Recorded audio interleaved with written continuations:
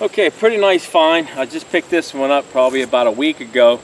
Got a good deal on it, and there's not a really, don't seem like a lot that it's going to need done to it. I've ran it in the garden already, but this is a Troybilt. It's the horse model. It comes with a 7 horsepower engine with commercial. That's a commercial engine on this one. Seems like the engine runs pretty good. I don't see any smoke coming out of exhaust. It probably needs oil change, and I see a few leaks here and there. Maybe somebody didn't take well care of it.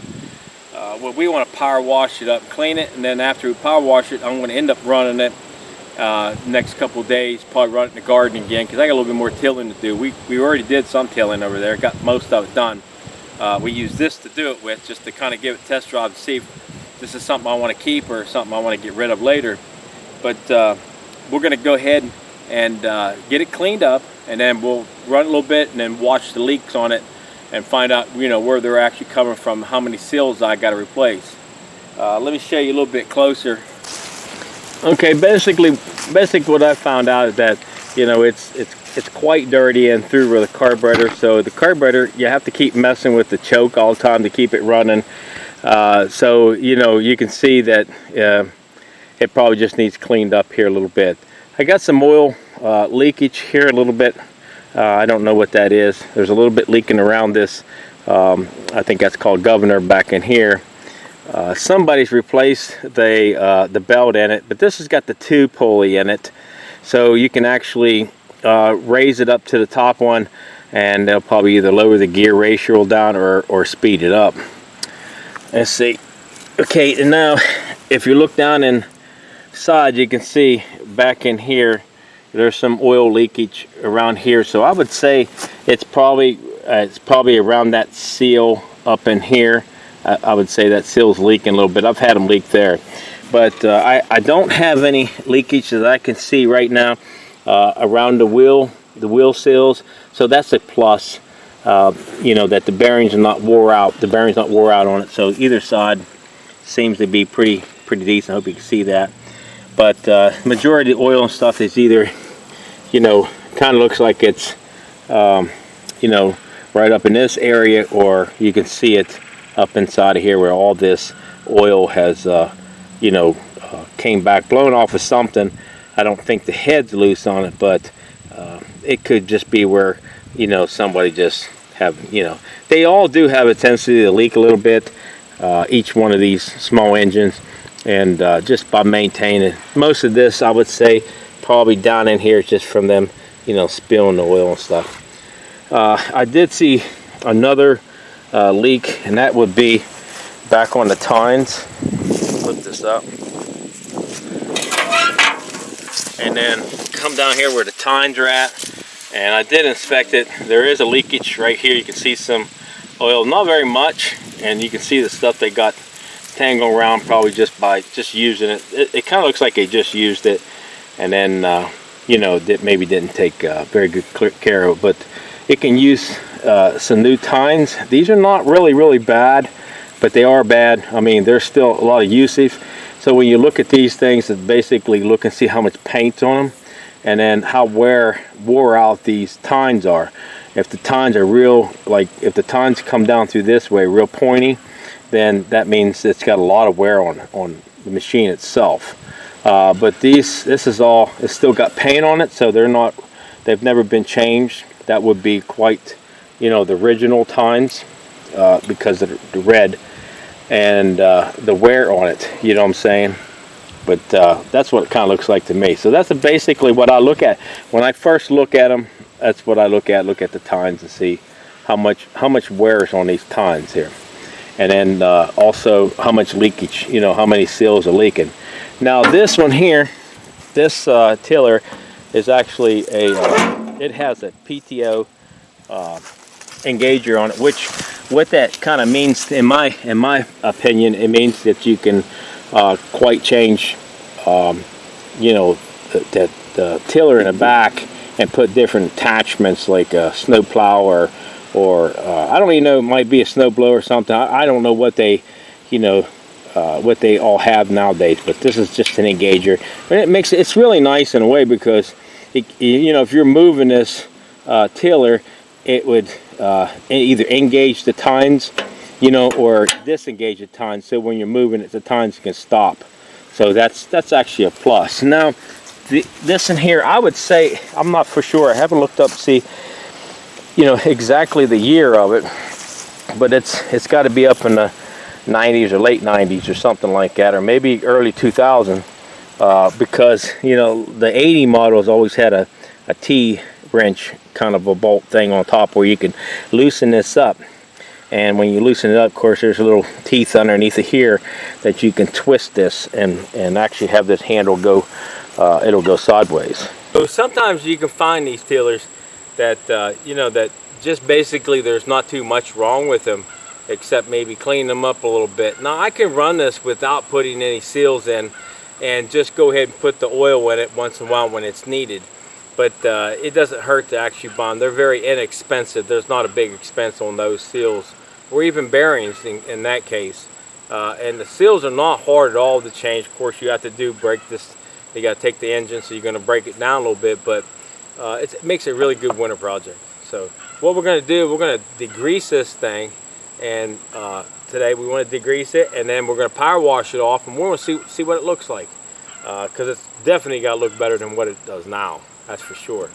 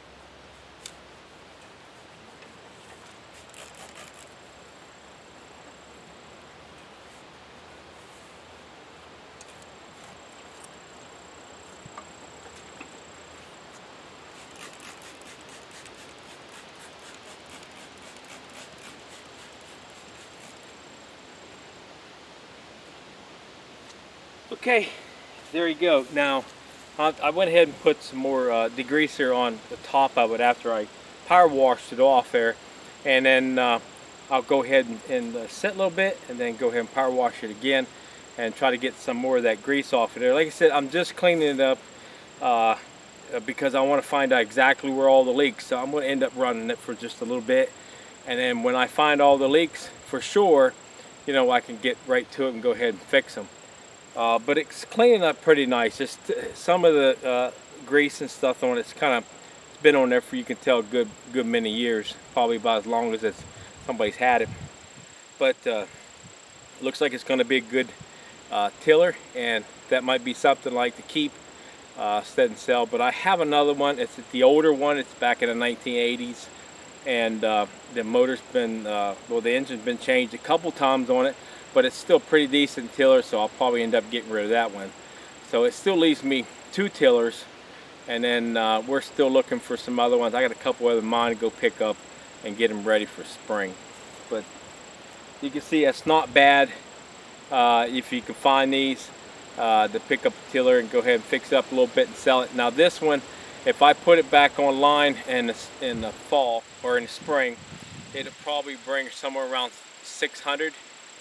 Between 600 and 800 for fixing this up, and of course I'm going to put a little bit of money into it. But if you're looking for a tiller, you know, this would be about the time of the year probably get the best prices. Now they are still a little high on the high end, but this one here, I just ran into this and got a very good deal on it. If I clean this up and replace the seals and stuff, this one would go for probably around $600 to maybe around $800 on the market, like put it on Facebook or something like that, because it's a really good tiller. It's got a commercial motor in the front of it. Now eventually what I'm going to do, the things I'm going to do is by replacing the seals and then replacing the tines down here, these tines, and then I'm going to go ahead and pull this cover off the front here, and I'll get in there where that magneto is and take some fine sandpaper and sand it down. Now by doing that and put a new plug in it, it's actually going to get it to spark a lot faster. It's going to start up a lot faster, a lot easier. And then clean out this carburetor. If I can't get it cleaned out right and to get it tuned up where I want it, which it does have adjustment on it, I'll probably just order a new carburetor for it. So you got to think the things that I'm doing to it to turn around and resell it for between $600 and $800 is actually a really good deal. Because if I sell this back, go back and sell again, somebody's going to end up a really good tiller and a really good price on it, because what these things cost new, you know, it's ridiculous. It's just totally ridiculous. Even the little one I bought was very ridiculous on the price. It's hard to believe that a tiller costs that much. But if we decide to sell it, we don't know yet. But I have another one in there. It's the 1980 models. If I keep this one, I'll probably get rid of that one. And then there's a couple other tillers we're going to go look at here another week, and you know, try to get them ready for spring, so I can, you know, because that's when I start selling my plants and everything, and it'll be a good time a year that I can sell tillers too. So, okay, if you have any comments down below, just leave them in. I'll get back with you, and please subscribe to the channel, and thanks for watching.